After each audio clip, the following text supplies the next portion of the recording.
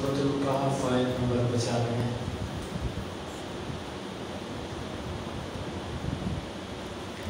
अऊज़ु बिल्लाहि अस्समीउल अलीम मिनश शैतानिर रजीम मिन हमज़िहि व नफ़्ख़िहि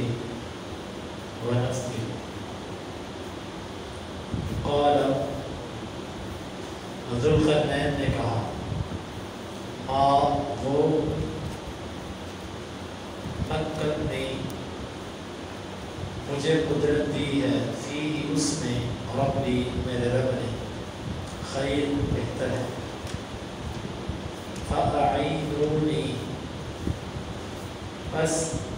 तुम मदद करो मेरी, बिक़ुव्वति कुव्वत के साथ, अजअल मैं बना दूँगा, बैनकुम तुम्हारे दरमियान,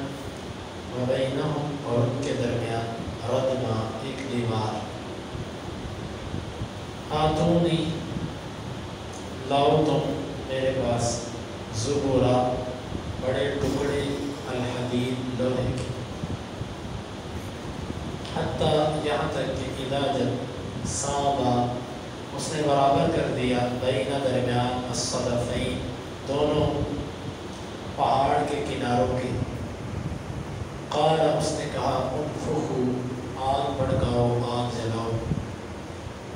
हत्ता यहाँ तक कि इदा जब जअलहू उसने बना दिया उस सब को नारा आग,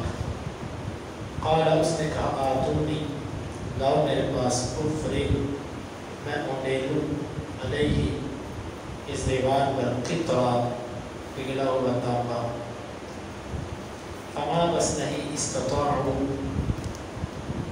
वो ताकत रख सकेंगे, यज़हरू कि वो इस पर चढ़ जाएँ, यज़हरू वो इस पर चढ़ जाएँ, वमा और ना इस्तताअू वो ताकत रख सकेंगे, लहू उसके लिए नक़बा सुराख करने की। क़ाल मा मक्कनी फ़ीहि रब्बी खैर, ज़ुल्क़रनैन ने कहा, जिस चीज़ पर अल्लाह ने मुझे कुदरत दी है, जिसकी मलकियत अल्लाह ने मुझे दी है, वो बेहतर है, फ़अईनूनी बिक़ुव्वा बस तुम कुव्वत के साथ मेरी मदद करो, अजअल बैनकुम व बैनहुम रदमा मैं तुम्हारे और इनके दरमियान एक दीवार बना दूँगा, आतूनी ज़ुबर अल-हदीद तुम लाओ मेरे पास लोहे के बड़े बड़े टुकड़े, हत्ता इदा सावा बैन अस्सदफ़ैन यहाँ तक कि उससे बराबर कर दिया दो पहाड़ों के किनारों के, क़ाल अनफ़ुख़ू उसने कहा कि तुम आग भड़काओ, हत्ता इदा जअलहू नारा यहाँ तक कि जब उससे बना दिया उसे आग, क़ाल आतूनी उफ़रिग़ अलैहि क़ित्रा लाओ मेरे पास मैं उंडेलूँ इस दीवार पर तांबे को पिघले हुए, फ़मस्तताअू अन यज़हरूहू बस नहीं वो ताकत रखेंगे कि इस पर चढ़ जाएँ, वमस्तताअू लहू नक़बा और ना इसमें वो सुराख करने की ताकत रखेंगे। ज़ुल्क़रनैन से जब कौम के लोगों ने ये कहा कि हम आपको चंदा देते हैं, तो ज़ुल्क़रनैन ने कहा कि मुझे जो मेरे अल्लाह ने दिया है वो मेरे लिए वाफ़र है। जब इंसान का दिल वसी हो, दिल के अंदर वुसअत हो, तो फिर इंसान लालच, तमा, हिर्स इन चीज़ों पर नहीं गिरता। उससे कहा मुझे मेरे अल्लाह ने दिया, मुझे ज़रूरत नहीं है आपकी। बाज़ लोग होते हैं खुददारी वाले,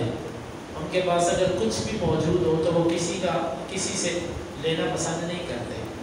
और बाज़ लोग ऐसे होते हैं कि वो अपनी आदत बना लेते हैं, फितरत बना लेते हैं, मांगना, सवाल करना, लोगों की जेबों की तरफ देखना कि शायद ये अब मुझे कुछ दे, शायद ये अब मुझे कुछ दे। ये तबीयत, ये मिजाज इस्लाम का पसंदीदा मिजाज नहीं, इस्लाम ऐसी तबीयत को पसंद नहीं करता। तो ज़ुल्क़रनैन ने कहा कि मेरे पास जो अल्लाह का दिया हुआ वो बहुत है, वो इससे बेहतर है जो तुम्हारे पास है, मुझे नहीं ज़रूरत तुम्हारे माल की। एक हुक्मरान का, एक बादशाह का, एक सरबराह का यही काम होता है कि अगर उसके पास वसाइल मौजूद हैं, अपनी रियाया, अपने मुलाजिम, अपने मतहत लोगों को अपने माल से सहूलियात फराहम करना उस पर लाजिम होता है। ज़ुल्क़रनैन ने कहा कि ठीक है, ایسا نہیں کہ چلو ٹھیک ہے منصوبہ بناتے ہیں کچھ تمہارے یہ پاس کرتے ہیں دیوار، پھر اس کے بعد جب وقت آئے گا دیکھی جائے گی، میرا علاقہ تو ہے ہی بڑی دور، نہیں وہ زمین کے کونے پر ہے لیکن اس سے ضرورت محسوس کی۔ یہی درد ہوتا ہے انسانیت کا۔ ہمارے تو لوگ مفاد پرست ہوتے ہیں کہ میرا اس میں کیا مفاد ہے، میرا اس میں کیا مفاد ہے، لیکن ذوالقرنین اس کی یہ سوچ نہیں تھی، ایک مسلمان کی بھی یہ سوچ نہیں ہوتی کہ جہاں پر بھی مسلمان کو ضرورت ہو وہ اس چیز کو نہیں دیکھتا کہ اس میں مجھے مفاد ظاہری کیا ہے۔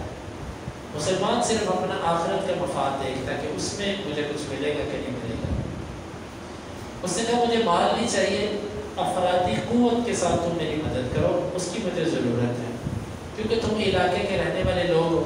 بظاہر یہ بات سمجھ آتی ہے کہ علاقے کا لوگ جو لوگ ہوتے ہیں وہ ان کو پتہ ہوتا ہے کہ کون سی چیز کہاں سے مل سکتی ہے۔ آپ کسی مہمان کو بھیج دو کہ جاؤ فلاں چیز لے کر آؤ بازار سے، وہ بیچارہ گھومتا پھرے گا دکان کا، مقامی بندے کو پتہ ہوتا ہے۔ فرمایا کہ تم میرے ساتھ افرادی قوت میں مدد کرو، میں تمہارے اور ان کے درمیان ایک دیوار بناتا ہوں۔ پہلا کام یہ کرو کہ بڑے بڑے لوہے کے ٹکڑے لے کر آؤ۔ اب یہ سوال پیدا ہوتا ہے کہ اب تو کرینے اور دنیا کی کیا کیا ایجادات ہیں، اس وقت اتنے بڑے لوہے کے ٹکڑے کون لے کر آیا اور کس نے اٹھائے؟ آج انسانیت بڑی ترقی کی باتیں کرتی ہے نا، ہر دور کی سائنس اپنی ہوتی ہے۔ یہ مطلب نہیں کہ پہلے لوگ اگر پتھر میں رہنے والے تھے تو وہ بالکل ہی جانور تھے، ان کی جو ایجادات تھی وہ ان کو اس دور میں بڑی ہر مشکل میں کام آتی تھی۔ آج کے دور میں انسان نے نئی ایجادات کر لی۔ آپ دیکھیں یہ جو اہرام مصر ہے اس پر جو اتنے بڑے پتھر ہیں وہ تو کرین بھی نہیں اٹھا سکتی جلدی، تو یہ کیسے ایک دوسرے کے اوپر رکھے گئے؟ جرے ثقیل بھاری چیز کو کھینچنے کا جو ذریعہ ان کے پاس تھا، آلات جو ان کے پاس تھے، وہ اللہ ہی بہتر جانتا وہ کیا تھا۔ کیسے وہ لوہے لے کر آئے، چلے لوہے تو لے آئے، اگلی بات سنیں، وہ ایک دوسرے کے اوپر رکھتے ہیں، کیسے اٹھا کے اس کو ایک کے اوپر ایک، ایک کے اوپر ایک، کیسے وہ چادریں کھڑی ہیں اور کیسے وہ لوہے کی جو بڑے بڑے اینٹیں اور سلیبیں جو بنی تھیں وہ کیسے اٹھائی گئی۔ اور جب اتنی اونچی کی گئی کہ پہاڑ کے برابر ہو گئی، اور ابن کثیر رحمہ اللہ نے قول نقل کیا کہ پہاڑ کے برابر چوڑائی میں بھی اور جو لمبائی تھی اس میں بھی، پہاڑ کے برابر کر دیا دیوار کو بالکل۔ اب ذوالقرنین کہنے لگے کہ آگ جلاؤ۔ اب تو ہمیں سمجھ آتی ہے کہ دنیا کی گیس اور دنیا کا یہ جو ہے نا، یہ لوہے کو نہیں پگھلا سکتے، لوہے کو پگھلانے کے لیے بجلی استعمال ہوتی ہے۔ آخر وہ کون سی پہلی دنیا کی فرنس تھی اور اس میں کیا کس پاور کی جو ہے نا وہ اس میں آگ استعمال کی گئی کہ اس نے اس وقت تانبا اور ان سب چیزوں کو پگھلا کے رکھ دیا۔ اور وہ کیسے تیار ہوئی؟ وہ بڑے بڑے ملیں آج لگائی جاتی ہیں کروڑوں اربوں میں، وہ اچانک وہ سب چیزیں کیسے میسر آ گئی؟ پھر اس کو پکڑ کے لانا، پھر اس کو انڈیلنا، وہ کیسے انڈیلا گیا، کون سا لباس اس نے پہنا، اور کیا گرمی سے بچنے کے لیے انہوں نے کیا اہتمام کیا، کیا ایجادات تھی اس دور کی، اور کیا کتنی کہ اللہ نے ان کو برداشت اور قوت دی تھی۔ یہ سب باتیں انسانی عقل کو حیران کرتی ہیں اور اشارہ کرتی ہیں کہ اللہ تعالیٰ نے اس دور میں بھی ایسے وسائل رکھے ہوئے تھے۔ عجیب ہے، حتی اذا جعلہ نارا، یہاں تک کہ جب اس نے آگ ہی آگ کر دی تو پھر اس کے بعد اسے تانبا پگھلایا اور کہنے لگا میرے پاس پگھلا ہوا تانبا لے کر آؤ، میں اوپر چڑھ کے ایسے اس کے اوپر تانبا پھینکتا ہوں تاکہ یہ سیسا پلائی بیمار ہو جائے۔ وہ کیسے اس نے اٹھایا اور وہ کیسے گرمی کے ساتھ اتنا لوہا گرم کیسے پکڑ کے وہ ڈھیلتا رہا؟ یہ سب سوالات ہیں جو انسانی عقل کو حیران کرتے ہیں کہ یہ یقیناً ایک معجزہ تھا، معجزے کے بغیر ایسا ممکن نہیں۔ اور ساتھ جب بنا دی تو ساتھ ایک بات کہی کہ وہ اس پر چڑھنے کی طاقت نہیں رکھے، کیونکہ دیوار انہوں نے اس طریقے سے بنائی، ہموار دیوار تھی کہ کوئی اس پر ذریعہ نہیں تھا چڑھنے کا، اور اتنی اونچی تھی کہ وہ چڑھ ہی نہیں سکتے تھے، اور اللہ تعالیٰ کی مدد بھی تھی اس چیز میں کہ وہ نہ چڑھ سکے۔ وَمَا اسْتَطَاعُوا لَهُ نَقْبًا، اور نہ ہی وہ اس میں سوراخ کر سکیں گے۔ انسان سوراخ کرتا ہے اینٹ کے اندر، پتھر کی دیوار میں، لیکن لوہا ہی لوہا، اور لوہا بھی وہ جو پتہ نہیں کتنا موٹا لوہا ہوگا وہ، اور کیسے اس کے اوپر سیسا پھینکا گیا اور کیسے اس کو مضبوط کیا گیا، پھر اللہ تعالیٰ بھی نہ چاہے تو کیسے سوراخ ہو سکتا ہے اس دیوار میں؟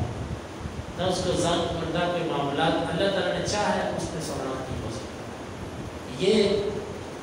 ذوالقرنین نے آخر میں بات کی، جب دیوار بنا دی تو بنانے کے بعد بھی انہوں نے کوئی بڑا کلمہ نہیں کہا، بلکہ اللہ تعالیٰ کی تعریف کی، اور انشاءاللہ اس پر جو انہوں نے آخر میں بات کہی، اور پھر اللہ تعالیٰ نے جو یاجوج اور ماجوج کے بارے میں ذکر فرمایا، اس کا درس انشاءاللہ آئندہ ہوگا۔ اللہ تعالیٰ سے دعا ہے کہ اللہ تعالیٰ ہمیں کتاب و سنت کو سمجھنے کی اور عمل کی توفیق عطا فرمائے۔